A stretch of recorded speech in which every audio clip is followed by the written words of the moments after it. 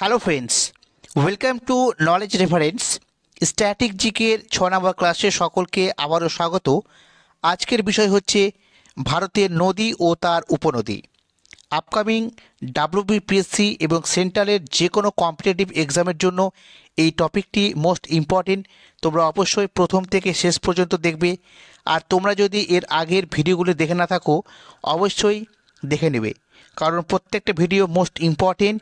আর আশা করি এই ভিডিওগুলি দেখলে অন্য কোনো ভিডিও দেখার আর প্রয়োজন পড়বে না। তো চলো আজকের ভারতের নদী ও তার উপনদী সম্পর্কে জেনে নেব। তো দেখো, এই টপিকের যে গুরুত্বপূর্ণ নদীগুলি রয়েছে তার মধ্যে প্রথম হচ্ছে সিন্ধু নদী। এই সিন্ধু নদীর উপনদী সম্পর্কে আমরা জানব। তো মনে রাখবে, সিন্ধু নদীর উপনদী থেকে মূলত দু ধরনের নদী থাকে, একটা হচ্ছে বাম তীরের নদী, একটা হচ্ছে ডান তীরের নদী। তাহলে বাম তীরের কোন কোন উপনদী রয়েছে তো মনে রাখবে, জাস্কার, চন্দ্রভাগা, শতদ্র, সোন, বিপাশা, ইরাবতী, দ্রাস, সুর বা সরু, ঝিলম, কৃষ্ণগঙ্গা, এগুলো হচ্ছে প্রত্যেকটাই সিন্ধুর বাম তীরের উপনদী। এর মধ্যে যেগুলো গুরুত্বপূর্ণ সেটা আমি বক্স করে দিচ্ছি। যেমন চন্দ্রভাগা, এটা গুরুত্বপূর্ণ। শতদ্র নদী, এটাও গুরুত্বপূর্ণ। তারপরে সোন নদী, এ গুরুত্বপূর্ণ। বিপাশা নদী, তারপরে ইরাবতী, ঠিক আছে, ঝিলম, তারপরে কৃষ্ণগঙ্গা, এগুলো ইম্পর্টেন্ট। যেগুলো বক্স করে দেবো সেটা ইম্পর্টেন্ট অবশ্যই, ঠিক আছে। আর ডান তীরের নদীগুলির মধ্যে রয়েছে সায়ক নদী, এটাও ইম্পর্টেন্ট। সায়ক, গিলগিট, এটাও ইম্পর্টেন্ট। তারপরে হুঞ্জা নদী, ঠিক আছে, এটিও কিন্তু ডান তীরের উপনদী। তারপরে কাবুল নদী, এটাও গুরুত্বপূর্ণ। তারপর হচ্ছে নুব্রা, ঠিক আছে। বাকিগুলোও দেখে রাখবে, যেরকম কররাম, গোমাল, এগুলো রয়েছে। তো যেগুলো বক্স করে দেবো সেটা বেশি ইম্পর্টেন্ট। তারপরে দেখব ব্রহ্মপুত্র নদী। তাহলে ব্রহ্মপুত্র নদীর কী কী উপনদী রয়েছে? তো ব্রহ্মপুত্র নদীর বাম তীরের উপনদীর মধ্যে রয়েছে সিয়াং নদী, গুরুত্বপূর্ণ। দিবাং, এটিও গুরুত্বপূর্ণ। লোহিত নদী, ধানসিরি, বুড়িদিহিং, ঠিক আছে, এগুলো হচ্ছে ইম্পর্টেন্ট বাম তীরের ব্রহ্মপুত্রের উপনদী। আর ডান তীরের যে গুরুত্বপূর্ণ উপনদী রয়েছে ব্রহ্মপুত্রে, সেগুলো হচ্ছে সুবর্ণশিরি, গুরুত্বপূর্ণ। রায়ডাক, তারপর হচ্ছে মানস, জলঢাকা, ঠিক আছে, সংকোচ, তিস্তা, তোরসা, এগুলো কিন্তু গুরুত্বপূর্ণ। এছাড়াও বাকিগুলো মনে রাখবে, যেরকম কামেং, তারপরে ধরলা, এগুলোও রয়েছে। তো বক্সগুলো বেশি ইম্পর্টেন্ট। তাহলে সিন্ধুর উপনদী আর ব্রহ্মপুত্রের উপনদী সম্পর্কে এগুলো কিন্তু পড়তে হবে। তারপর দেখো গঙ্গা নদীর উপনদী, এটাও ইম্পর্টেন্ট। তো গঙ্গা নদীর উপনদীগুলোর মধ্যে প্রথমে রয়েছে বাম তীরের উপনদী। তো গঙ্গার বাম তীরের যে গুরুত্বপূর্ণ উপনদী রয়েছে সেগুলো হলো রামগঙ্গা, ঘরঘরা, গোমতী, গণ্ডক, বুড়িগণ্ডক, কোশি, মহানন্দা। প্রত্যেকটাই কিন্তু এগুলো ইম্পর্টেন্ট এবং বাম তীরের গঙ্গার উপনদী। আর গঙ্গার ডান তীরের যে উপনদী রয়েছে তার মধ্যে গুরুত্বপূর্ণ হচ্ছে যমুনা নদী, ঠিক আছে।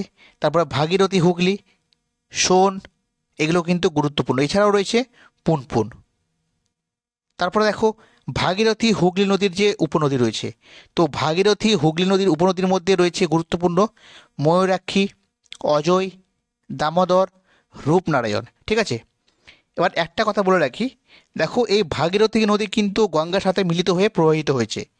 তো যদি এই ময়ূরাক্ষী, অজয়, দামোদর, রূপনারায়ণ এগুলো দিয়ে যদি জিজ্ঞেস করে কোনটির উপনদী, আর যদি অপশানে যদি ভাগীরথী হুগলি না থাকে, তাহলে কিন্তু গঙ্গাটা সঠিক উত্তর হবে, ঠিক আছে, এটা মনে রাখবে। তারপর দেখো যমুনা নদীর উপনদী কী? তো যমুনা নদীর গুরুত্বপূর্ণ যে উপনদীগুলো রয়েছে তার মধ্যে হচ্ছে চম্বল, এটা গুরুত্বপূর্ণ। বেতোয়া, তারপরে কেন, সিন্ধ, তারপরে ঋষিগঙ্গা, ঠিক আছে। এছাড়াও রয়েছে ঋষিগঙ্গা, হনুমানগঙ্গা, হিন্ডন, টন, এগুলো গুরুত্বপূর্ণ। আর মোস্ট ইম্পর্টেন্ট হচ্ছে চম্বল, বেতোয়া, কেন আর সিন্ধ, ঠিক আছে। তারপর দেখো গোদাবরী নদীর উপনদী। গোদাবরী নদীর যে গুরুত্বপূর্ণ উপনদী রয়েছে তার মধ্যে গুরুত্বপূর্ণ রয়েছে পেনগঙ্গা, ওয়ার্দা, ওয়েনগঙ্গা, মঞ্জিরা এবং ইন্দ্রাবতী। প্রত্যেকটাই এটা ইম্পর্টেন্ট গোদাবরীর উপনদী, মনে রাখবে সবটি। তারপরে দেখো পরবর্তী কৃষ্ণা নদীর যে গুরুত্বপূর্ণ উপনদী রয়েছে, তো তো কৃষ্ণার গুরুত্বপূর্ণ উপনদীগুলোর মধ্যে রয়েছে ভীমা, তারপর হচ্ছে মুসি, তুঙ্গভদ্রা, ঘাটপ্রভা, মালপ্রভা, কয়না। এগুলো প্রত্যেকটা কিন্তু গুরুত্বপূর্ণ, আর এগুলো প্রত্যেকটাই কৃষ্ণা নদীর উপনদী।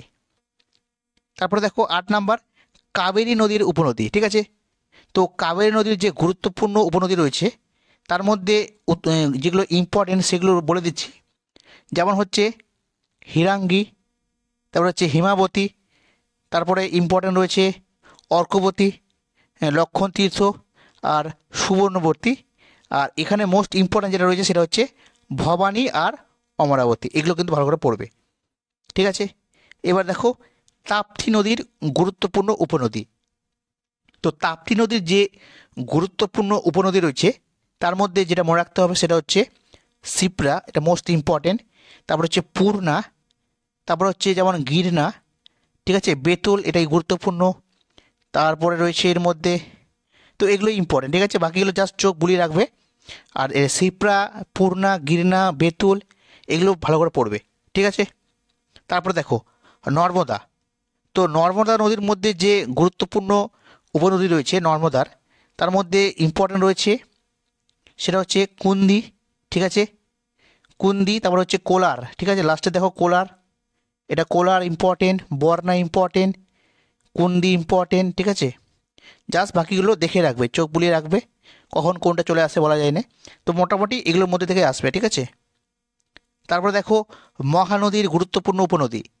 তো মহানদীর যে গুরুত্বপূর্ণ উপনদী রয়েছে তো তার মধ্যে ইম্পর্টেন্ট যেটা রয়েছে সেটা হচ্ছে ইব নদী, তারপর হচ্ছে মান্দা। ঠিক আছে, ইব, মান্দা, তারপর হচ্ছে এই বৈতরণী, ব্রাহ্মণী, এগুলো হচ্ছে গুরুত্বপূর্ণ। আর বাকিগুলো জাস্ট দেখে রাখবে, যেরকম হাসদো, সেওনাথ, জং, তেল, ওঙ্ক, এগুলোও কিন্তু মহানদীর গুরুত্বপূর্ণ উপনদী। আর ইম্পর্টেন্ট রয়েছে ব্রাহ্মণী, বৈতরণী, ইব, মান্দা। ঠিক আছে, আর দেখো তিস্তা নদীর গুরুত্বপূর্ণ যে উপনদী রয়েছে তিস্তা।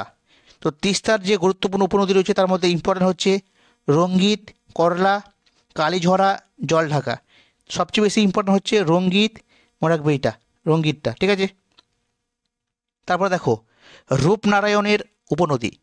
রূপনারায়ণ উপনদী যেটা রয়েছে সেটা হচ্ছে মুন্ডেশ্বরী, এটা মোস্ট ইম্পর্টেন্ট। মুন্ডেশ্বরী কার উপনদী? রূপনারায়ণ। তারপর হচ্ছে আত্রাই, এই আত্রাই নদীর উপনদী কি? ইচ্ছামতি। ইচ্ছামতি কার উপনদী? আত্রাই নদী। তারপরে দেখো দামোদর। দামোদর নদীর যে গুরুত্বপূর্ণ উপনদী রয়েছে সেগুলো হচ্ছে বরাকর, বোকারো, কোনার। তিনটাই কিন্তু গুরুত্বপূর্ণ। ঠিক আছে, মনে রাখবে বরাকর, বোকারো, কোনার কার উপনদী? দামোদরের।